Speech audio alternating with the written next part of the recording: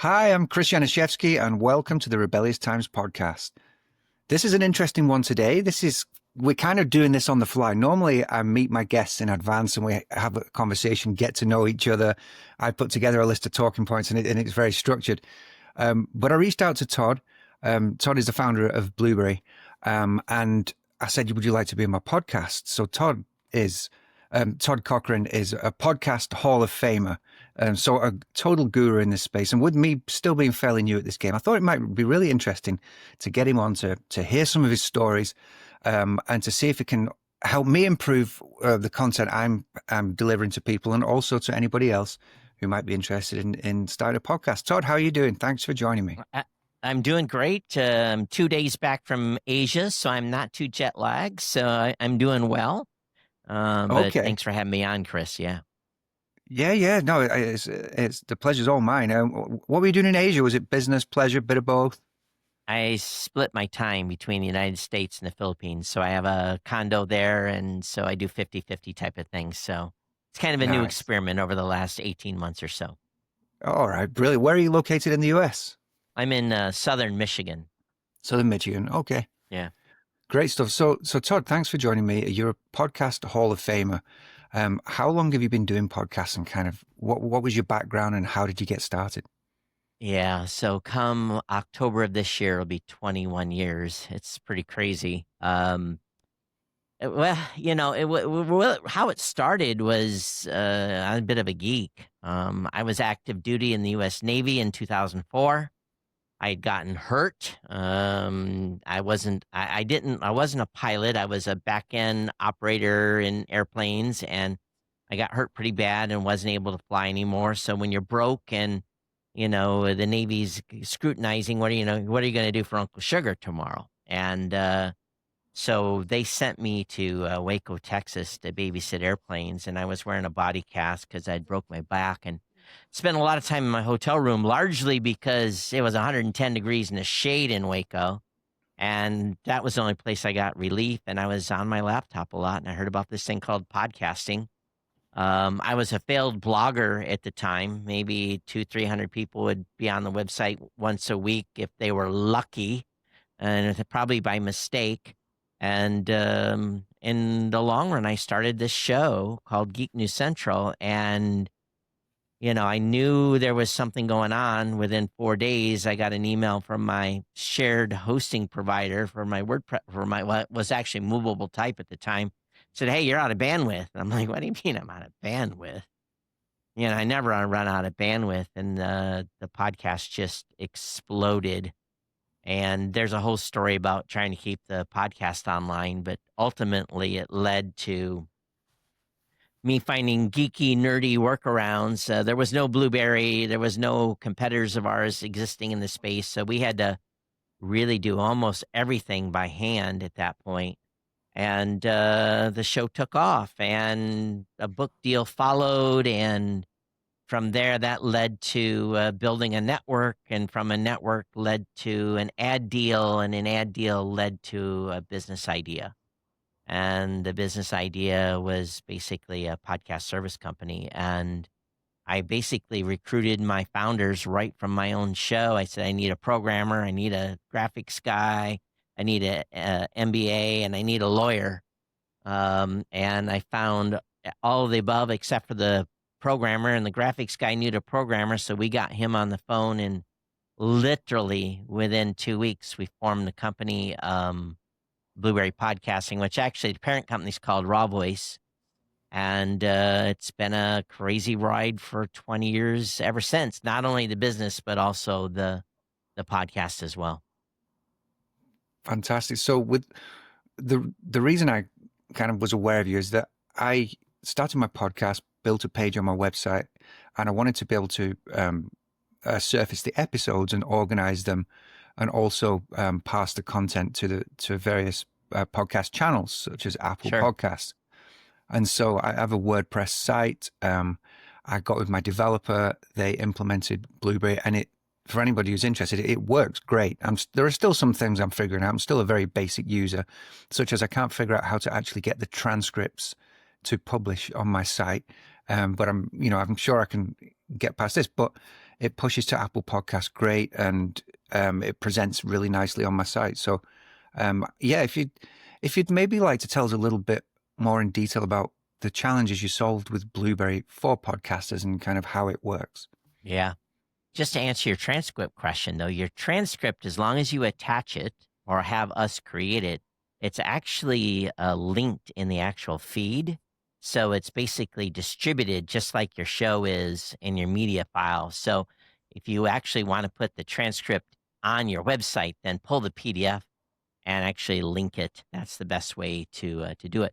You know what started out was in those early days there was no tools. A lot of people were hand coding their RSS feed. Now, as a little bit of a nerd, that was no issue. But you ask someone that is non-technically inclined to hand code an RSS feed, and you get the deer in the headlights, and they quit before they begin. And so, what we found was that WordPress, there was an opportunity to have a plugin. Now, someone came out with a plugin, and then we were using that for a while, and we weren't in the hadn't created a plugin yet. We were mostly in the media service business and helping advertisers find advertising. And the company that was paying this developer to maintain the plugin quit paying him. He abandoned the plugin. We didn't fork the plugin, but we found there was an opportunity there. So we created PowerPress. And there was really truly one reason, and it's still the reason today, and you have found out this already, on why people find this combination of WordPress, PowerPress powerful. You own the .com. You own your content. You're the point of origin for the content. You control the feed.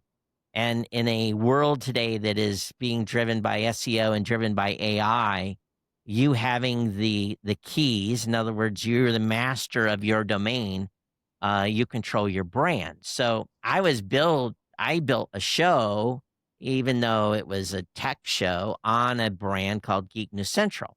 And I did not want to, as the time went on, other hosting companies came into the existence, and they basically said, hey, you have to host your show over here.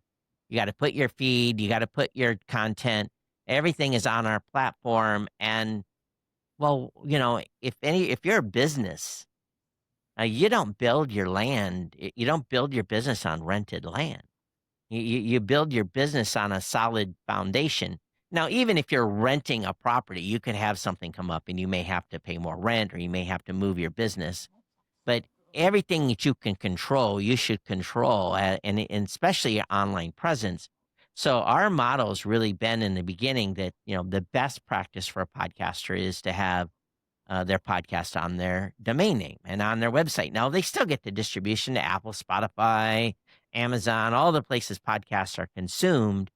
But from the origin point, your audience maybe don't care that the podcast originated at your.com, but Google and ChatGPT and Perplexity all do. They're concerned about, where does this content originate? Where's the origin point? Not a syndication location. So oftentimes when you're hosting with a third-party hosting provider, you post over there, then you cross-post on your website, and what does that end up happening is you give up a lot of SEO to your hosting provider. So ultimately, the company, as we transitioned the business, we became first of all, we were doing completely ad sales. Had some of the first in the business, GoDaddy, Citrix, GoToMeeting. We were repping podcasters, and then at a certain point, some professionals came in the podcasting space about the time Adam Carolla joined the podcasting sphere, and the money started moving out of the small shows and rotating up into what now it was determined to be a big show or a big name.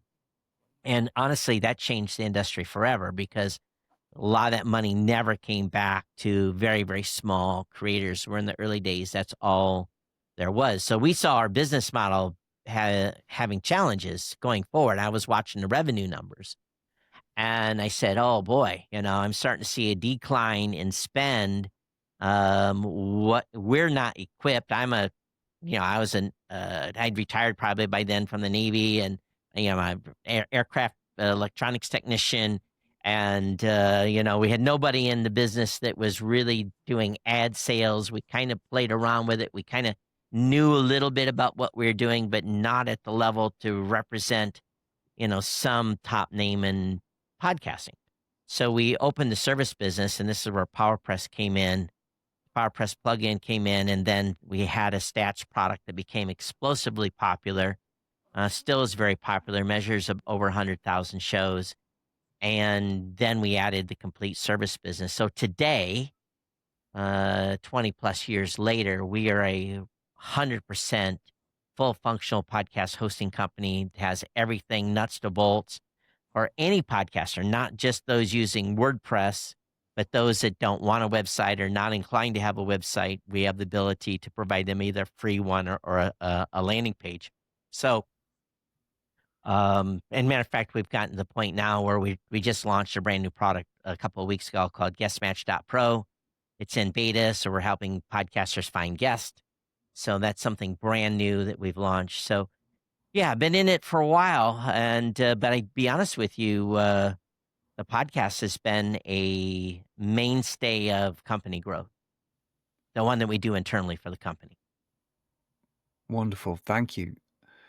So, I think what would be really interesting for viewers to know, because my audience is typically startup founders, tech enthusiasts, or anybody that's kind of interested in how to survive and thrive in this AI era.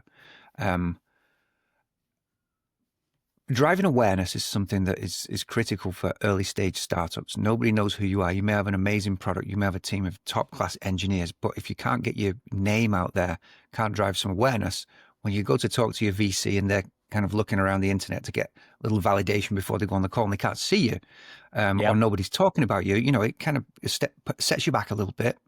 If somebody was thinking, okay, I want to start a podcast, what would be the basic elements, the first things that they should think about to be able to launch a podcast and get the message out and create content that's interesting?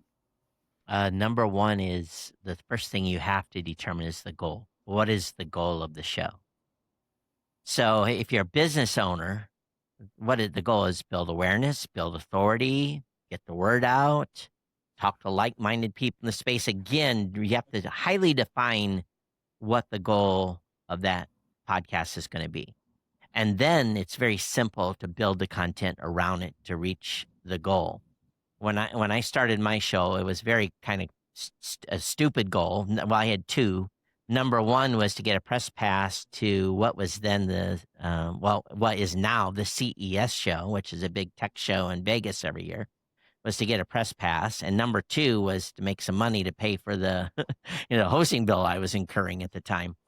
So I had a very clear vision on where I wanted to be. And it was very, in those early days, making money in podcasting was actually looked down upon. So I was kind of a trailblazer in that regard. So you have to know what the goal is. And oftentimes I talk to podcasters that are 20, 30, 40, 50 episodes in, and I ask them, I'm having growth problems. Okay, well, what is the goal of your show? And I get this look like, they can't answer it. They've done all the planning for the content, but they really didn't set where they want this thing to be in a year or 2 years. I think today, in the world that we live in and the way things are changing, and search is going to be, is changing dramatically right now. It's being shifted to Perplexity and ChatGPT responses. And if you're not surfaced in there, it's even worse than not being surfaced in Google, because at least in Google, you can go to the second page. And ChatGPT, no.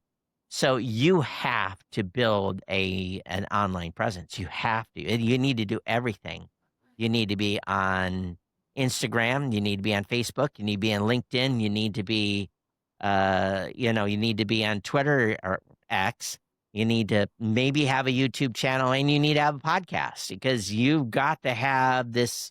You got to be wide, and you got to be a content machine. You got to be putting content out, feeding feed in, especially if you're brand new, um, you need to be putting out probably twice as much content as someone that's established, because what are you trying to do is you're trying to gain this authority within this new ecosystem, and you're trying to get attention, um, of being somewhat of authority. Now, there's lots of black hats out there that are already predicting what the SEO tactics are going to be for AI. But my experience so far is publish content on the domain or a sub directory in your.com / content or whatever it may be, your blog is as critical today than it's ever been. People say, "Oh, I don't want to blog.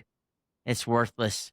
Well, it's actually now more critical than ever, largely because you got to feed these crawlers something. People say, "Oh, I'm going to block Chat GPT," and I say, "Oh, as a new business, that's the stupidest thing you could ever do."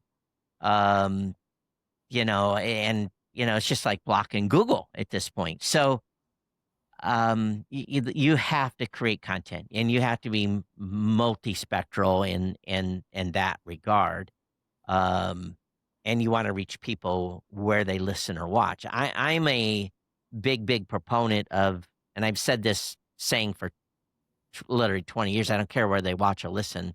I want them to watch or listen. And I do a audio and a video podcast. So I have a true video podcast that's available on Apple Podcasts and apps that support it via an RSS feed, but I also have a YouTube channel. Now, what's weird is my audio and video podcasts combined reach a pretty big audience, whereas my YouTube channel is just kind of tiny. It doesn't reach a lot, but it's still there, and I'm still putting content up. And maybe you don't have time for video at this point, but I think that it has to be part of a content strategy. And I think podcast number one, with the tools we have now, being able to record the content and then be able to have a transcript and have a derived show description from the transcript, and having good titling and all the matching stuff, you can now have really rich show notes with very little work, very little overhead. And that just, again, feeds those 800-pound gorillas out there that are going to disrupt everything. Yeah, I find Riverside. I use Riverside as a FM. Obviously, that's what we're on now, recording on now, and I find their AI tools very effective, including magic clips and show notes, and there are a lot of things to make it easy for you to publish. And then you combine that with Chat GPT or these other LLMs, and you're able to get your message out and prepare your LinkedIn updates and things like that. When I decided to do my podcast, I, for whatever reason, decided, first of all, I wanted it to be a video podcast because I think it's nice to be able to see people and people's expressions and reactions. So I started with YouTube, and I put my episodes on a YouTube channel. Then I mentioned to a couple of friends, I said, "Hey, I've launched this podcast, it's on YouTube." My friend said, "Well, I don't really watch podcasts on YouTube. I watch on Spotify or Apple." So I thought, okay, well, I'm learning where people want to be. So I used Blueberry to push to Apple Podcasts, and I think I should probably push to Spotify, just with MP3s, like just audio. Sure. Right now. What for a new podcaster, what would you say is typically, I mean, I guess it varies by content category, right? But what would be the most effective channel to get started with? As a new creator, there's so many options now. You're faced with this: do I do TikTok? Do I do X? Do I do LinkedIn? So, the approach I have is, if you're brand new, you can get like, whoa, overwhelmed. And the beauty is, audio is the base. The base of everything that you're going to do is audio, and creating great content. And it's going to take you a little while as a brand new creator to find your voice, get that rhythm down. So I say audio is a great place to start, and then you can grow into video over time when you become comfortable. Some folks, some ladies are not comfortable in doing video. So they don't want their faces out in the public domain. And, and it all depends on the topic they're talking about. So I think audio is safe. It's a great place to learn the craft of storytelling and interviewing.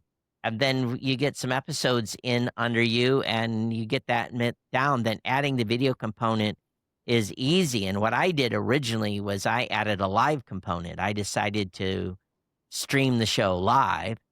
And I then took the live content and made that a video podcast. Now, here's the kicker of it.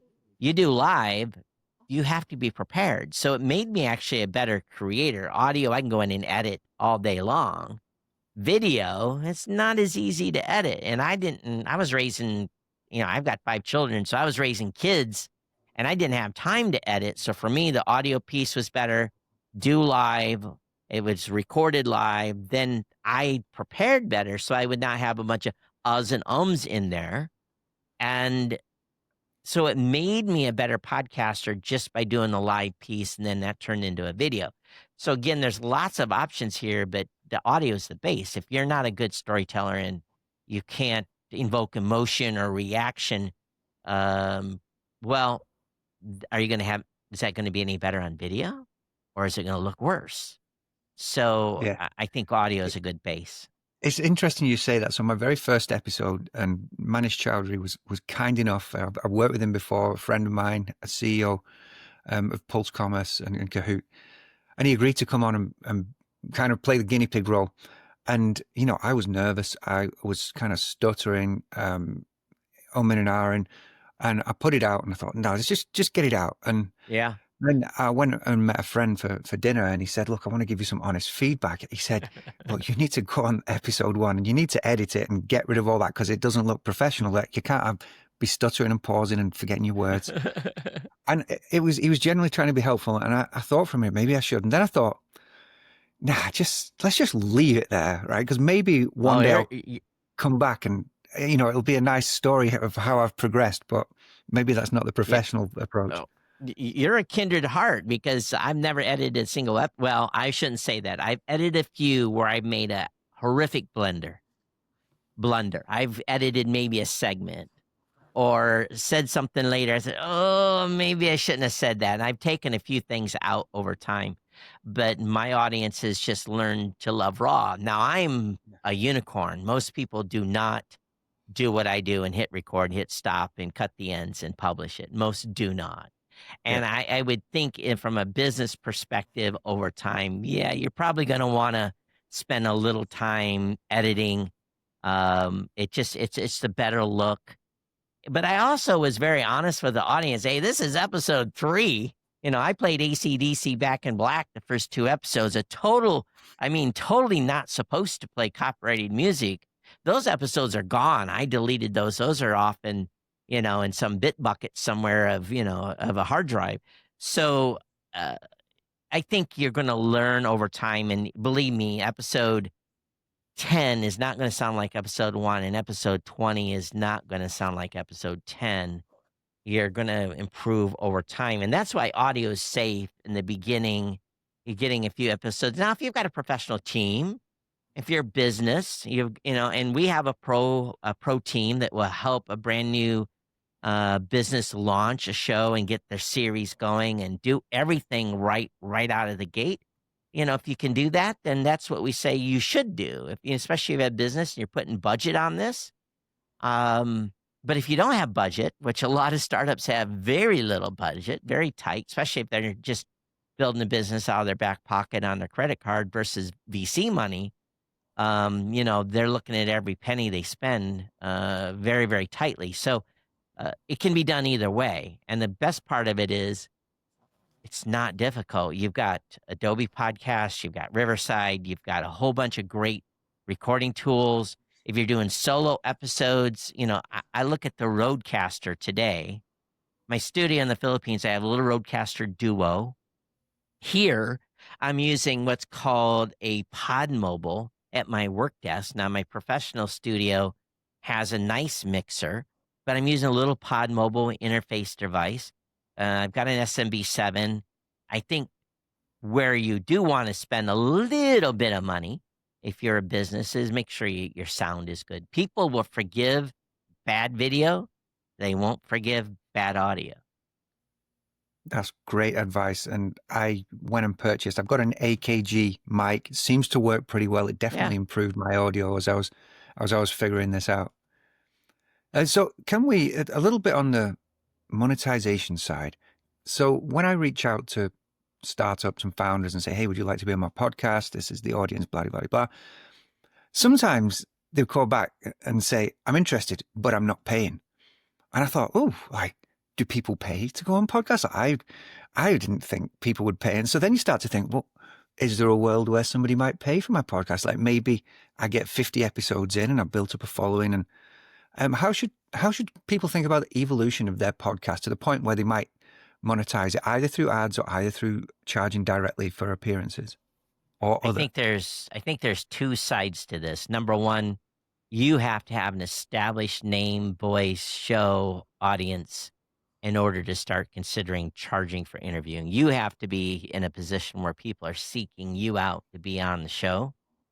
I think probably 95% of shows do not charge for an interview. So I think that's probably when someone says, "Well, you have to pay to be on the show," I decline. I don't need to do that. If you want me on the show, sure, I'll be on the show and share, and then I'll help promote you afterwards by turning the information over to my social team and say, "Hey, I was on this podcast. Give the guy some love on the social media channels or gal." And then the other side of it is, when do you monetize? And believe me, this conversation comes up more than I wish it would. And man, everyone wants to get paid. I get it. But number one, to get paid significant dollars to make it life-changing money, you need a big, big, big audience. So that part of that goal is build that audience, right? If you're going to have an advertiser that's going to come in because as an example, even at some of the higher rates, you may get $30 or $35 per 1,000 listens. So do you want a 30-second ad or 60-second ad in your show for your audience of 1,000 or 2,000 to make $60 on that episode? Maybe not. But maybe the better route is, hey, if I'm providing you value with this content, my PayPal or my Patreon link is on the website. Join up for $5 a month, or 3 or 2 or 10 or whatever you feel. I've done PayPal for years. I said, hey, and my general spiel is, if I provided value to you today, consider a $2, $5, $10, $15, $20, or $25 donation a month, or a one-time donation. You can find that at da-da-da-da-da. Here's the URL. And that has bring in some revenue over the years. But I've never been focused on the donation model because I was able to get a sponsor, and I have a dedicated sponsor for my show. So when you have a dedicated sponsor for the show, the audience says, well, you're making money from the sponsor. Why do you need money from me as a donation? Well, then it's where you have to say, okay, I'm going to give you an extra episode, or I'm going to give you ad-free episode. So this is where Apple Premium and Blueberry Premium podcasting comes in, is you can set up and say, hey, but you have to use caution again. So let's say you're at 100 listeners. You say, well, I think it's time to offer something. And you say, okay, I'm going to give you an extra episode a month. Go over here and sign up for this. And 3 people do, you get $15, and you have to create another episode for $15. Well, that doesn't make math sense. So you have to have a big enough audience to determine when to go premium as well. So again, I call them kind of these gates that you have to meet. But there's also your own merch, your own product, partners. My first advertisers came from listeners of the show. So, I love your show. I like to come in. How much for a spot? And it was in the early days. I said, how about $300 for a spot? And I'd give them a 60-second, 2-minute read for $300, and they were thrilled. And, that for me, that was, paid a portion of, in those early days, my hosting bill. Now you can get a hosting plan for $20 a month. So it's, you don't even want to know what I was paying in those early days before Blueberry and other companies existed. So you then starting to chip away at your time. But then again, what is the goal? Is the goal to make money, or is the goal to build authority? is the goal to gain knowledge. So you want to be careful not to divert from the goal to make money. Um, I think that's something that always has to be considered. There's always programmatic. Programmatic is one of those things that someone's brand new can come on, they can flip a switch. And, we've had people on programmatic that have very small shows that have not hit the $50 threshold yet to get paid. Whereas we've had other shows that come in that are making thousands of dollars per month because they've got a big enough audience and they don't have to do nothing. They record their show, they upload it, and it's the programmatic ads serve and they receive a check every month. So there's lots of ways to monetize. Yeah. Okay. Thanks. One other thing. So we're heading towards the end now. I think we've got provide some really great information to viewers. I wanted to touch on podcast subjects, topics. Right? So mine's heavily focused on startups and tech and kind of work-life balance, and I keep it very narrowly focused. There's another side of me that wants to talk about all sorts of subjects, all sorts of controversial things, right? But that's not what I'm building this for. But what's your kind of perspective on, kind of sticking with mainstream topics or staying in your lane as opposed to pulling in controversial conversations that, would actually stimulate and get a reaction from people and create emotion and good or bad, that type of content. How would you balance it? Kind of. Well, there was a guy that was a fan of my show for a while. His name was Sal, and he always was providing me feedback. And Sal was always pushing buttons. And Sal was great for the show. He built a lot of loyalty. He built a lot of listener engagement. He built, defenders of Todd in his podcast. But it was an aspect of the show. He would call me out on something I had said or whatever it was. So that's one thing. But bringing in, again, I always tell people, you better chase your passion. If you're passionate about this, if you're passionate about bringing in some of these topics, well, maybe it's going to be fun, but is it going to detract from the goal? And are you going to waste people's time? So as long as you're not wasting their time, as long as there's a direct correlation back to the topic of the day, what is the topic of the day? The topic of the day is, let's say it's fundraising. All right. And, I did the walk. I walked around Silicon Valley to try to get money at 40 years old, and I got my butt handed to me. The guys basically told me I was too old, that I had to move to Silicon Valley, that there was no money in podcasting and blah, blah, blah, blah. I mean, I literally got thrown out of Silicon Valley on my tail. And guess what? I'm still here, and the companies they invested in later, 26, 30, $60 million, are all gone. So that one VC that really insulted me, I send him a Christmas card every year. Do you really? And oh, my word. I do. And I say blueberry plus 20.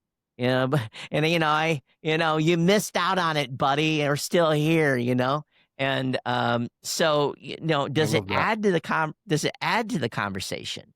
If the story adds to the conversation, great. If it's something abstract, start another show and do an abstract show. Brilliant advice. Or maybe it's the extra show at the month that you put out that is, you tell the audience, hey, warning, the next one's going to be full of fire and brimstone. Yeah.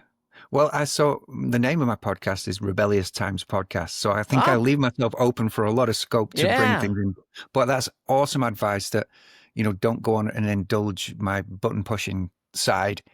Stick to what I've focused on the audience and I believe they want to hear. And with my podcast, I really like to put the participant and their business and their founder story front and center and help them tell it and get their best foot forward. So yeah, this is brilliant advice. I think everyone loves, sorry, I'm stepping on you. Everyone loves a rebel. Everyone loves a story where you start from the bottom and come up. There's very few people that do not like where you've fought the trenches to win. So if you're telling these stories in that regard, as far as this, according to your show title, I think that's a win. Yeah. Brilliant. Well, Todd, thank you so much. I've loved chatting with you. I love your Blueberry service as well. And I wish you all the best. And I'd love to stay in touch for the future. Yeah, feel free to reach out. And anyone that's curious, I'm Todd at blueberry.com. We're Blueberry without the E's because the E's were $2 million. So it's BLUBRRY.com. Yeah, that's a whole nother story for another show. But thanks for having me, Chris. You're welcome. Cheers. All the best, Todd.